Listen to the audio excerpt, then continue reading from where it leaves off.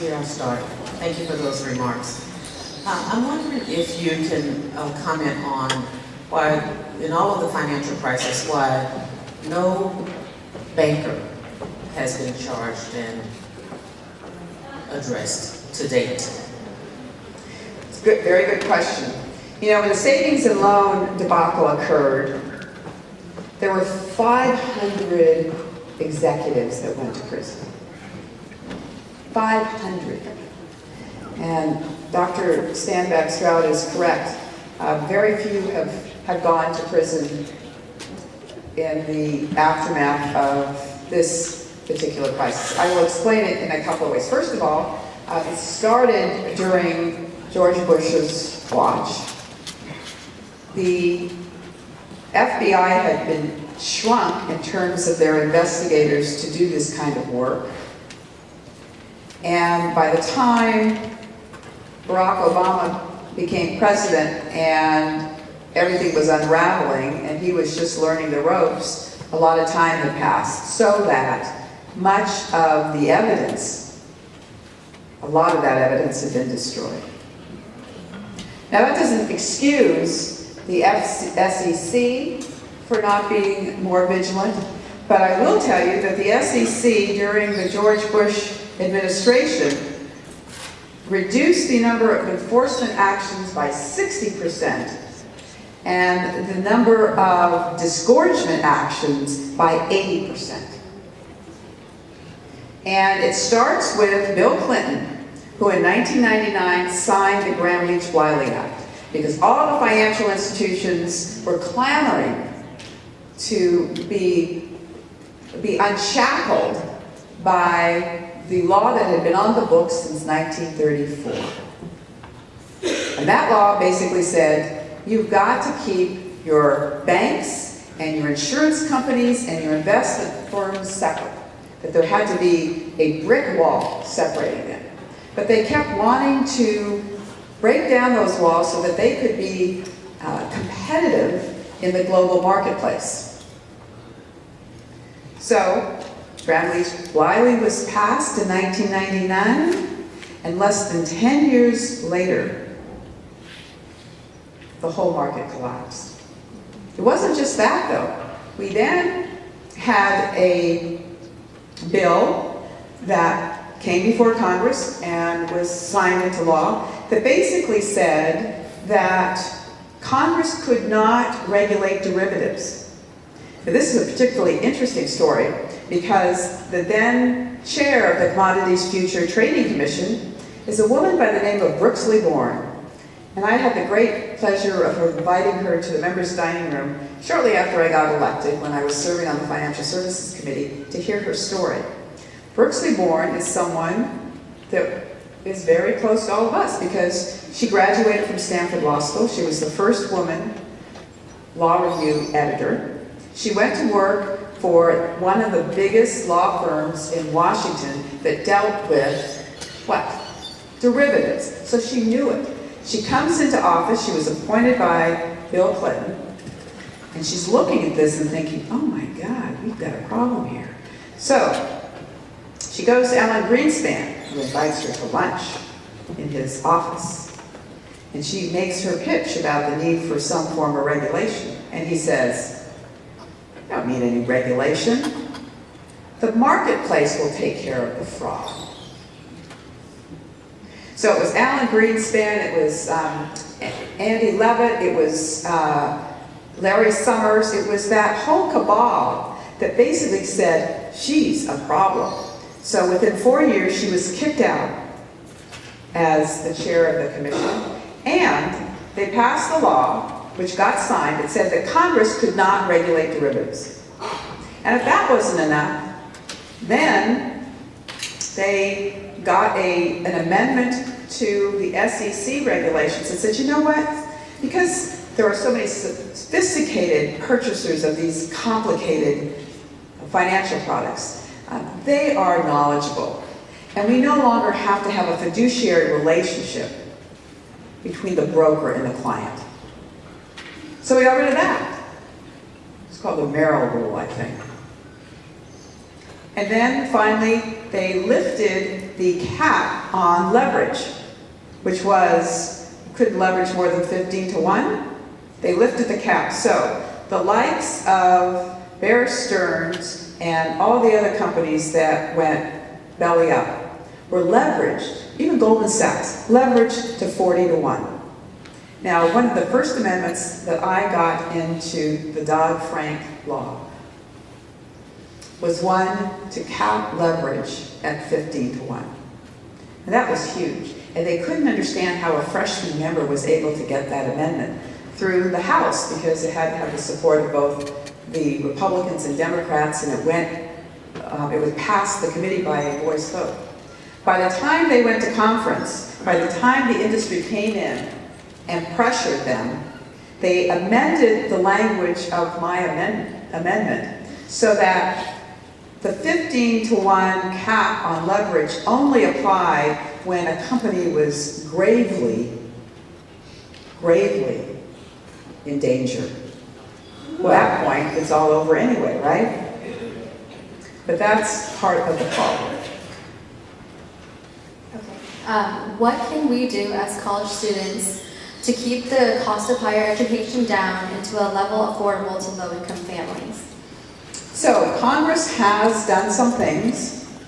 The student loan program was scheduled to jump to 6.8%. We were able to keep it down at 3.4%. We also took the middle managers out of the student loan program. That was about $60 billion in cost by having the banks actually handle the student loan program that's federally guaranteed. And by taking it away from the banks, there was no $60 billion worth of money that could be loaned out to students. There are Pell Grants that if you're low income you're eligible for. There are Cal Grants that you're eligible for. And there are work-study programs that you are eligible for. It's not good enough.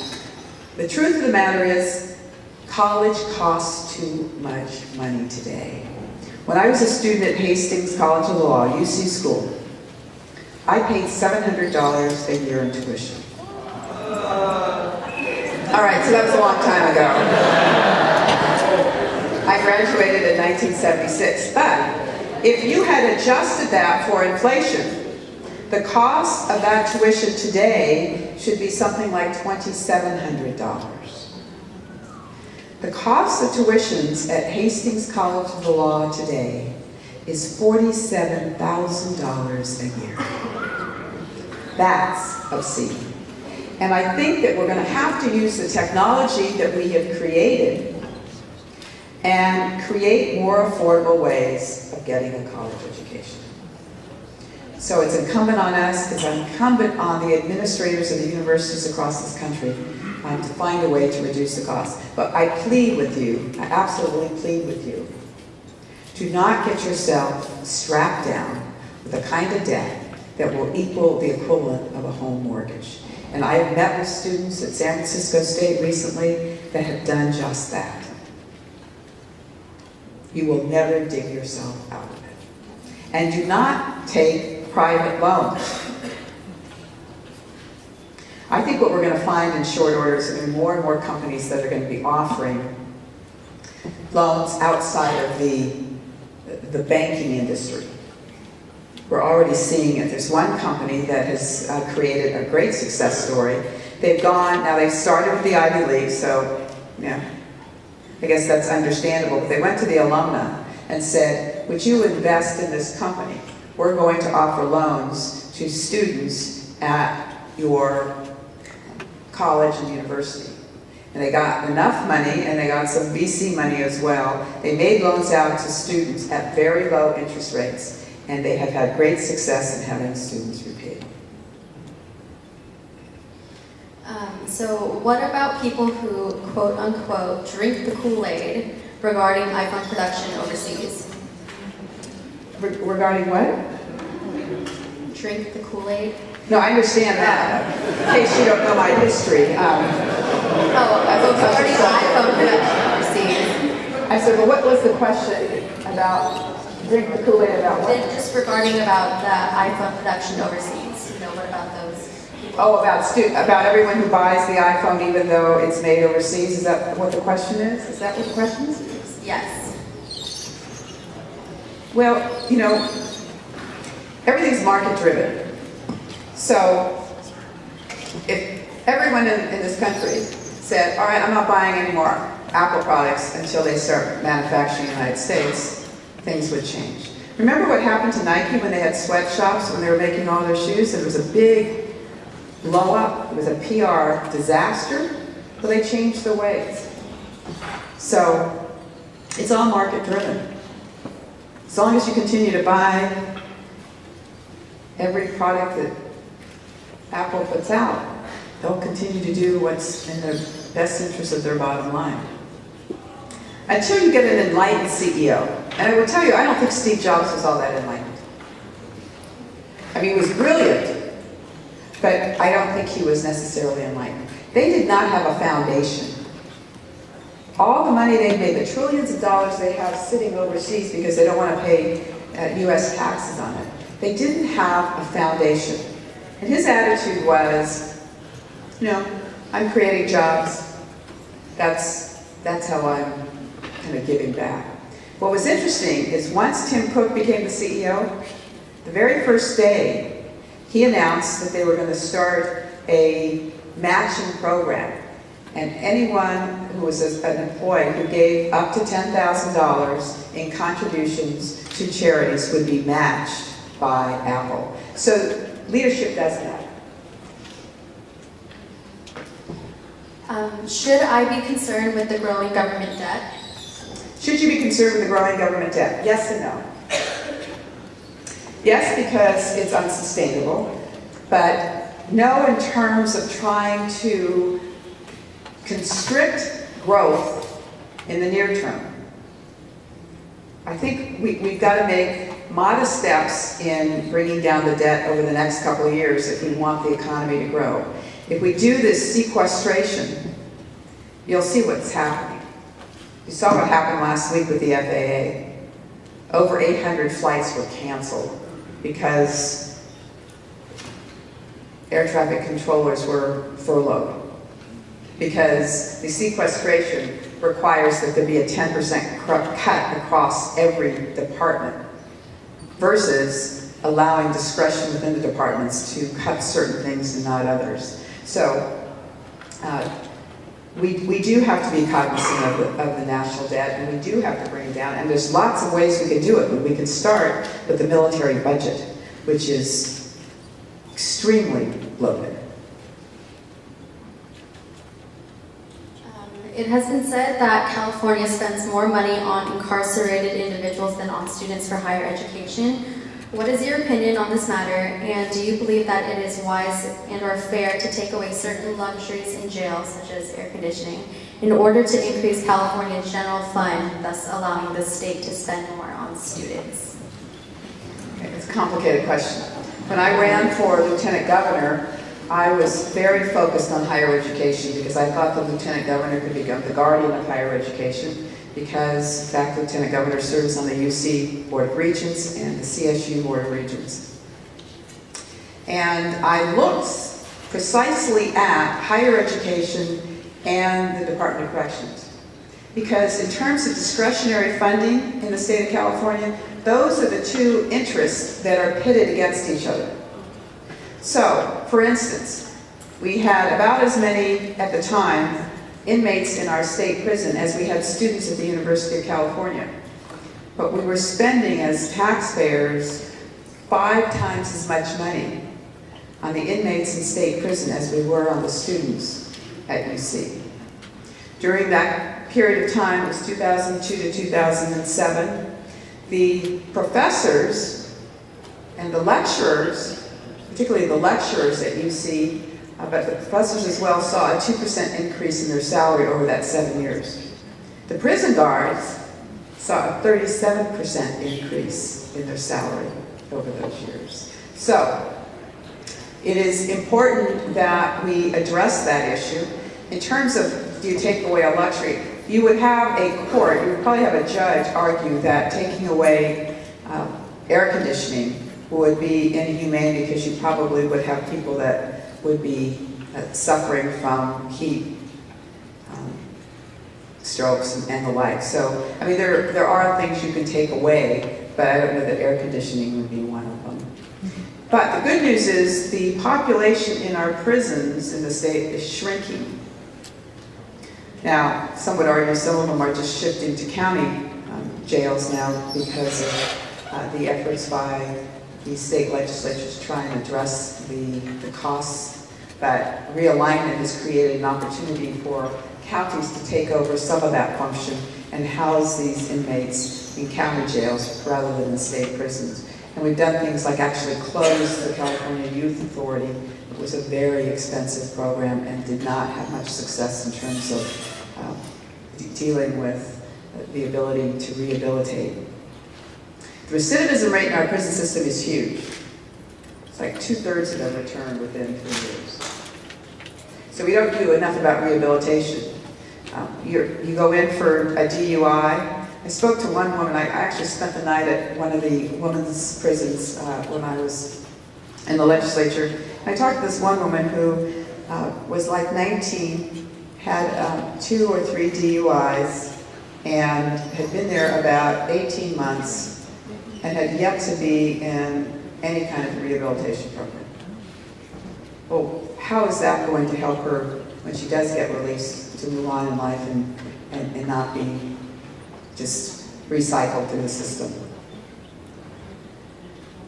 Much of the local biotech manufacturing has been outsourced or moved to cheaper U.S. regions. Do you have a plan to slow the exodus?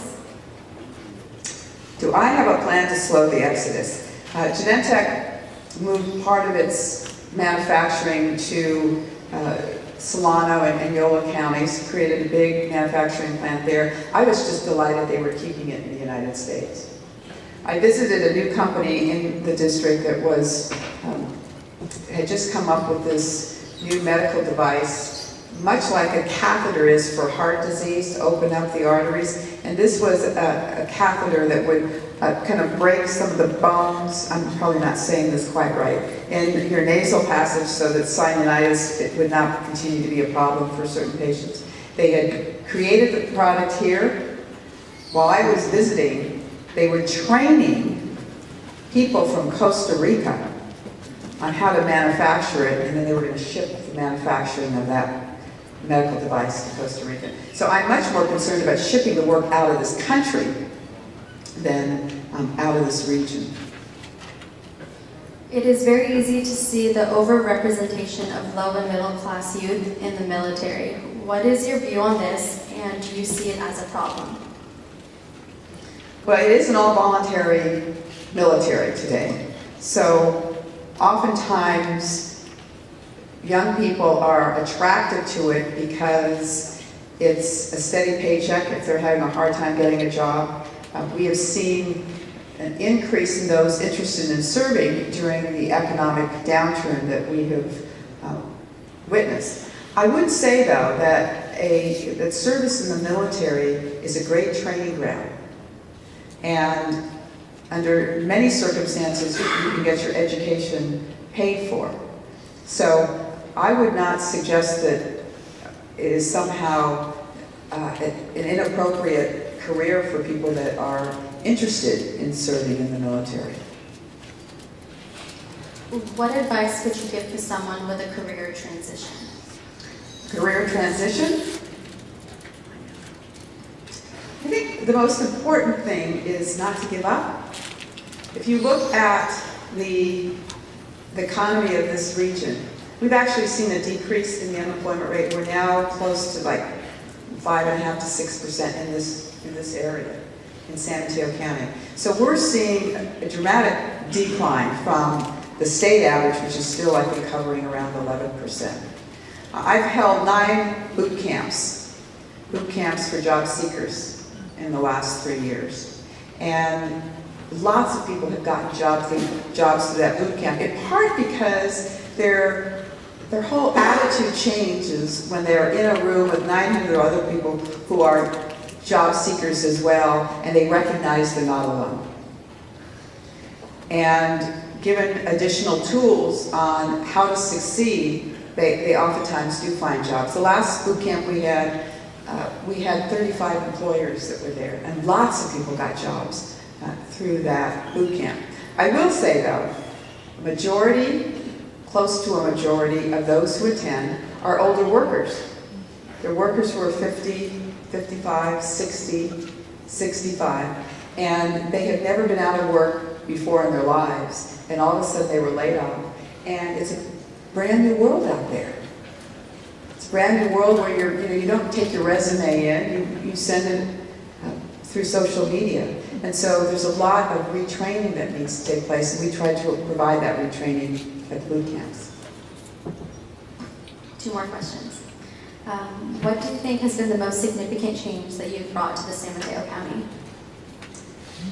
The most significant change I've brought to San Mateo County? Well, I think there are a lot of things that I've done that have helped the state and helped people in the state. And in San Mateo County specifically, I would say that getting $135 million, $127 million for the baby bullet was a huge successful story that created an opportunity to reduce the actual length of time for commuter travel from San Francisco to San Jose, and almost in half took tens of thousands of cars off of the freeway. That was a great success. Most of my legislation when I was in the state legislature had to do with issues around reproductive health, child support enforcement, one of which was a bill that made the franchise tax board the collector of last resort for child support purposes. And it was amazing. In the first 2 years after that went into effect, over $2 billion in previously unpaid child support was returned to families in California. Okay, last question. How can unemployed workers afford to pay high-cost medical insurance? Parents used to cover medical for their children when they were young. Can children who grow up have jobs cover their parents when they need it? The Affordable Care Act, which will be fully implemented in January of 2014, but will have its open enrollment starting in October, is something you should all be aware of. But elements of the Affordable Care Act have already kicked in, and if you are under 26 years of age, you can continue to be on your parents' insurance as a result of the Affordable Care Act. Now, you've got to be nice to your parents so they keep you on their insurance, but that's one benefit. Pre-existing conditions are forbidden now. For the longest time, insurers would just decline to cover people because they had a pre-existing condition. Now, a pre-existing condition could be cancer, but it could also be a bunion. It could be the fact that you once complained about a migraine headache. So the pre-existing condition is gone for children under the age of 18. It will be gone for those over 18 starting in January of this year. The exchanges that are going to be created that you will start to talk about in October are going to create an opportunity for lots of competition in terms of health insurance. Health insurers are going to have to show that 80% of their revenues go to health care and not to profit or administration. And furthermore, the low-income person is going to have expanded Medicaid coverage. So if you are low income, you're going to be able to access health insurance for next to nothing. Is that it? All right, it's been great being with you.